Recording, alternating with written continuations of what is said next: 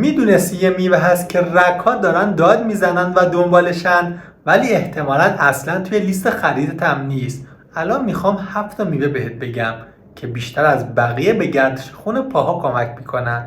از شماره 7 میخوام شروع بکنم تا برسیم به شماره 1. فقط یه چیز رو بذارید همین اول براتون توضیح بدم.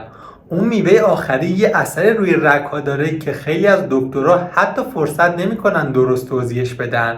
اگه تا حالا بعد از مدت‌ها نشستن بلند شدی و حس کردی پاهات سنگین شدن، انگار 2 کیسه شن بستی به مچت، یا شب‌ها پاهات یخ میکنه حتی با جوراب، یه چیز رو باید واضح بهت بگم. این فقط مربوط به سن نیست. این یعنی گردش خونت خوب کار نمیکنه و گردش خون برخلاف خیلی چیزهای دیگه که با بالا رفتن سن تغییر میکنن، به مواد غذایی که میخوریم ربط داره. من دکتر دیار هستم و سالهاست دارم بررسی میکنم که غذاهای طبیعی چطور میتونن حال رگ‌ها و وریدهای ما رو بهتر بکنن، مخصوصا بعد از 50 یا 60 سالگی. امروز با هم 7 میوه رو مرور میکنیم که تحقیقات بارها ثابت کردن برای بهتر شدن خونریزی پاها این میوه ها فوق‌العاده‌اند.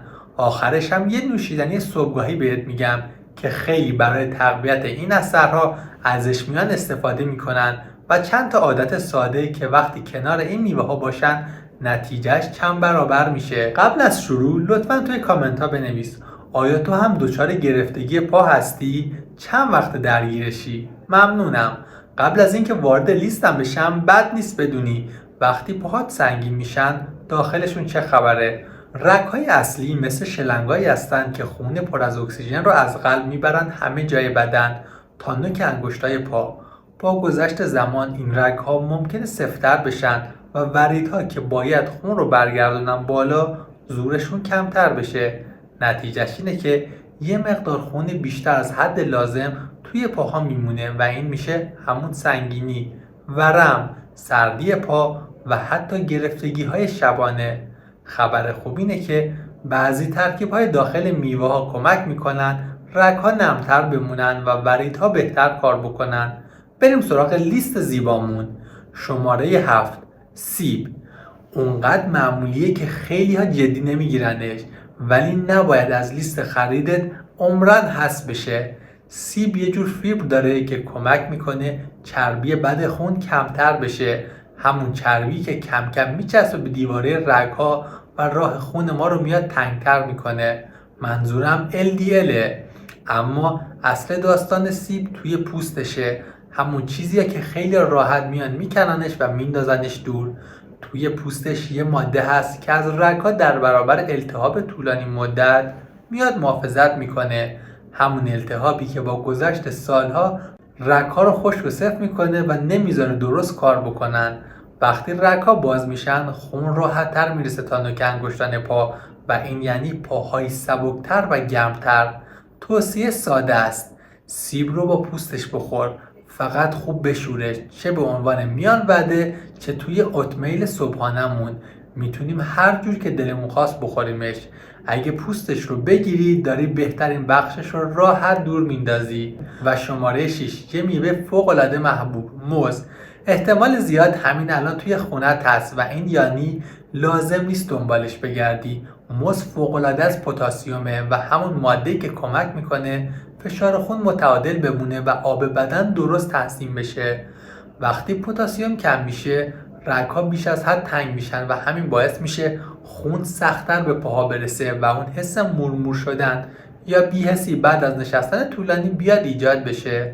موز همچنین مغنیزیم هم داره که کنار پتاسیم کمک میکنه دیواره رگ‌ها شلتر بشه و جلوی گرفتگی شبانه رو بگیره، همون گرفتگیایی که نصف شب آدم رو با درد ساق پا میاد از خواب میپرونه. اگه این حالت برات آشناست پس این میوه رو جدی بگیر. موز همینطور ویتامین B6 هم داره که توی ساخت یه ماده بسیار مهم نقش داره. این ماده کمک میکنه رگ‌ها موقع نیاز بازتر بشن و خون راحت‌تر حرکت بکنه و این دقیقاً همون چیزی که بارها توی ویدیوهام بهش اشاره کردم.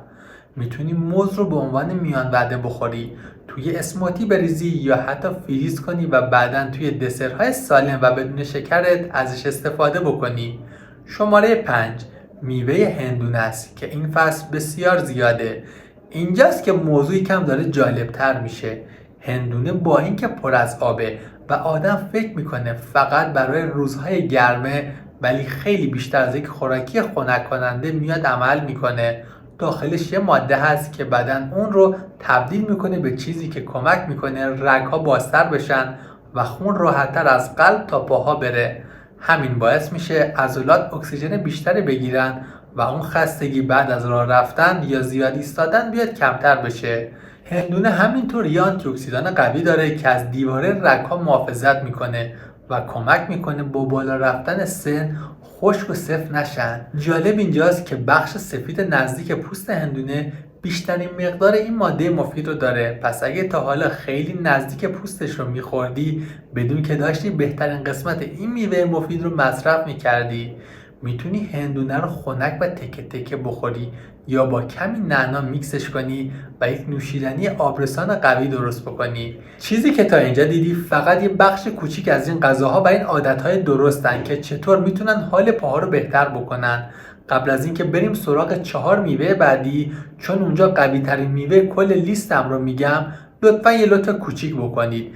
فقط چند ثانیه وقت بذارید و اگه این محتوا براتون مفید بود کانال دکتر دیا رو دنبال کنید و اعلانها رو روشن کنید تا ویدیوهای بعدی ما رو از دست ندید.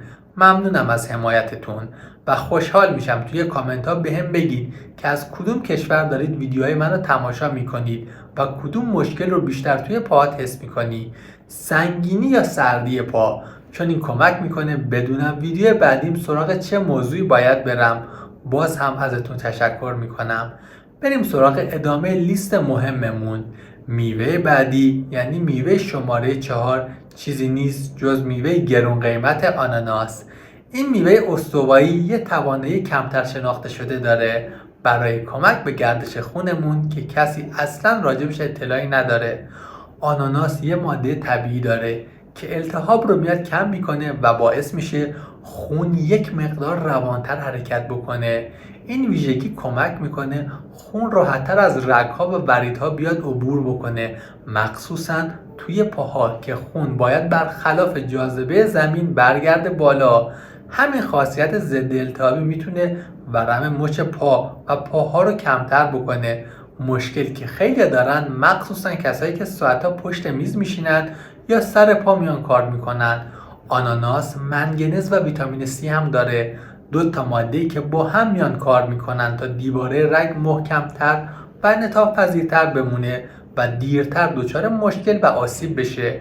یه نکته جالب اینه که اون ماده مفید آناناس بیشتر توی قسمت وسطشه، همون بخش سفتی که معمولا چون آبدار نیست میایم دورش میریزیم، ولی دفعه بعد اون قسمت رو اصلا دور نریز. میتونی آناناس رو تازه و تکه تکه خورد کنی، توی سالاد میوه بریزی یا آبش رو بدون شکر اضافی بخوری، مخصوصا صبحها که بدن بهتر ازش میاد استفاده میکنه. شماره 3 میوه آووکادوه.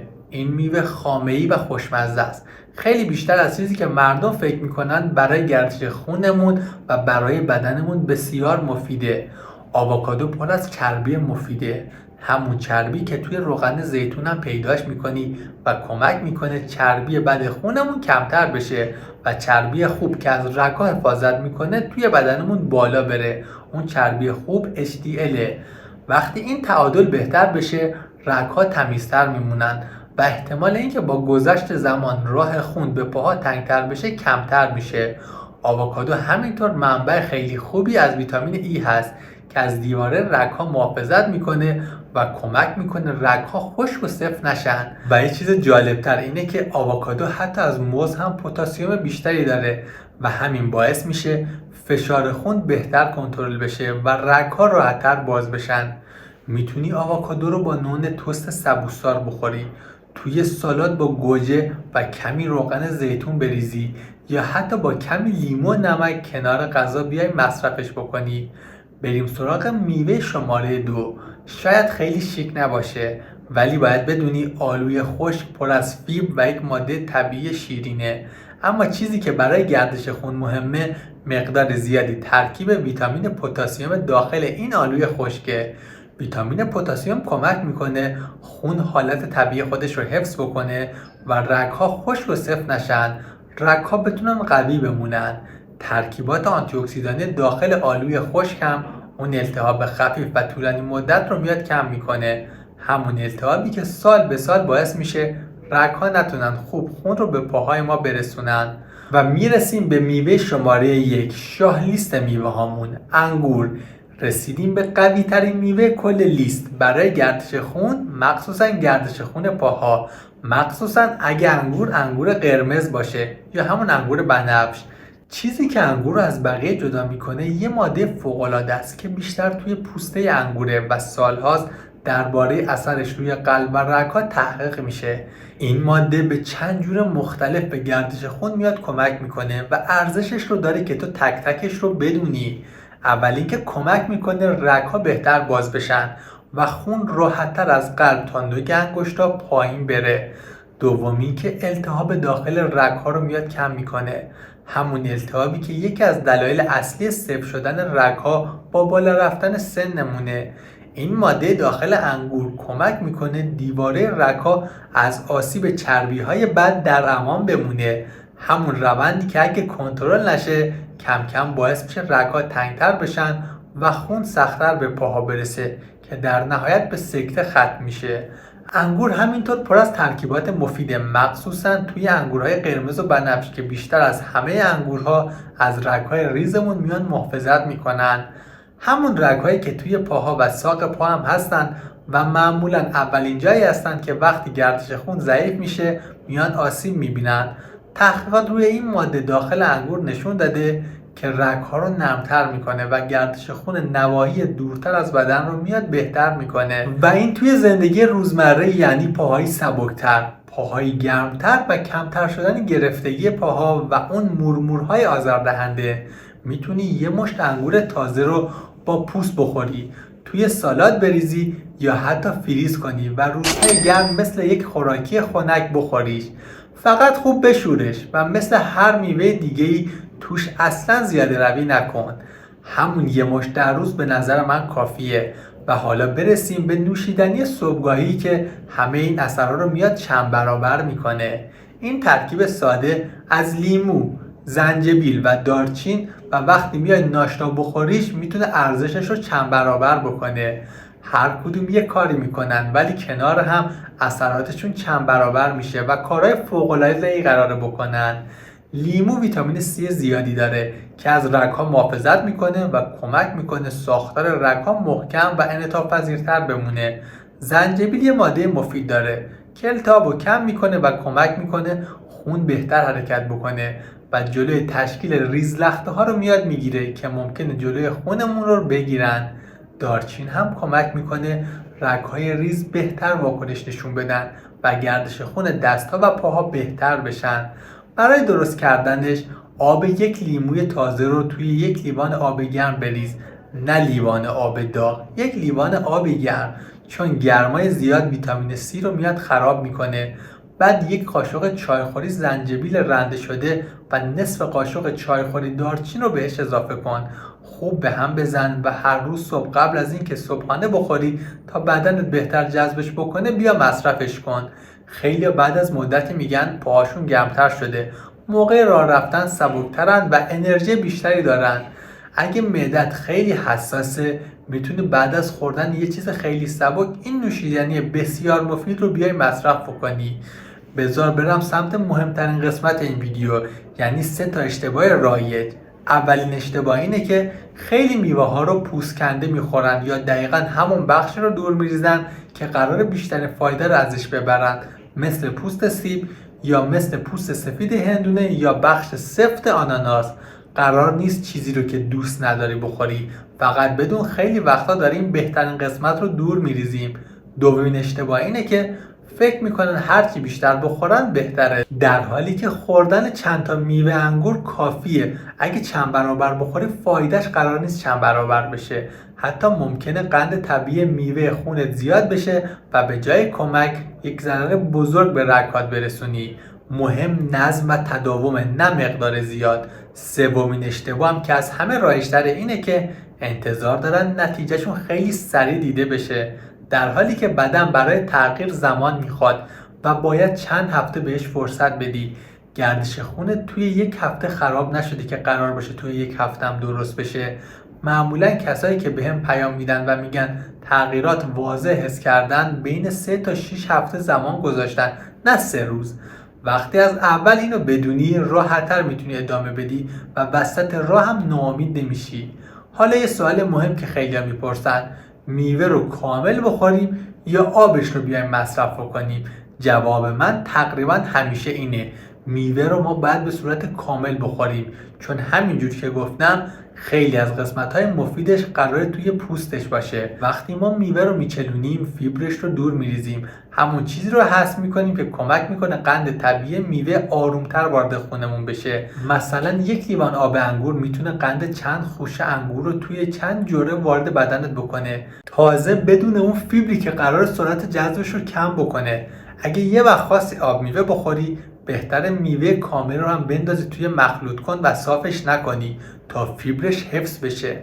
حالا یه نکته مهم، قبل از اینکه جمع‌بندی بکنیم باید بدونید این میوه ها و این عادت ها واقعا میتونن به گردش خونمون کمک بکنن و تحقیقات هم خیلی از این چیزهایی که گفتم رو اومده تایید کرده. اما اگه سنگینی پا، سردی پا یا گرفتگی پاهات خیلی شدیده یا روز به روز بدتر میشه یا فقط توی یک پا دیده میشه، این یعنی نیاز به بررسی پزشک داره. اینو نمیگم که بترسونمت، فقط چون بعضی وقتا این علائم میتونن نشونه چیزایی باشن که باید زودتر بررسی بشن، مثل مشکل دریچه‌های وریدی یا بعضی وقتا مشکل و اختلالات گردش خون پا یا بعضی وقتا هم لخته در پاهامون. غذا خیلی کمک کننده است ولی جای چکاپ رو نمیگیره، مخصوصا وقتی علائم طولانی مدت باشن. مراقبت از بدن یعنی بدونی کی تغییر سبک زندگی کافیه و کی باید از نظر یک متخصص بررسی بشی. و حالا پیام آخرمون، پاهایتون محکوم نیستن که همیشه سنگین، سرد یا بیجون باشن فقط چون سنت بالا رفته. این اشتباهه. گردش خون ضعیف دلیل داره و همینطور که دیدی راه حل‌های طبیعی و ساده قراره بیان درمانش بکنن. این 7 میوه همراه با نوشیدنی صبحگاهی و چند تا عادت ساده میتونن همراه همیشگی سلامت رگ‌های پاهامون باشن و کمک بکنن بدنت همونطور که باید کار بکنه. لازم نیست هر روز 7 تاش رو با هم بخوری یا یه دفعه همه چیز رو عوض کنی. فقط کم کم میوه‌ها رو که دوست داری یا دم دستت هستن رو وارد برنامه‌ات بکن. اگه میخوای برای همیشه از گرفتگی، ورم و ضعف پاها خلاص بشی، حتما ویدیوی دیگه‌ای که توی کانالم منتشر شده رو تماشا کن. ممنونم از همراهیت. ممنونم از وقتی که گذاشتی و تا اینجای ویدیو من رو تنها نذاشتی. اگه این ویدیو برات مفید بود حتما لایکش کن و برای عزیزانت مخصوصاً اونایی که از مشکلات گردش خون پا یا درد پا دارن رنج میبرن بفرست. مراقب خودتون باشید و تا ویدیو بعدی به امید دیدار.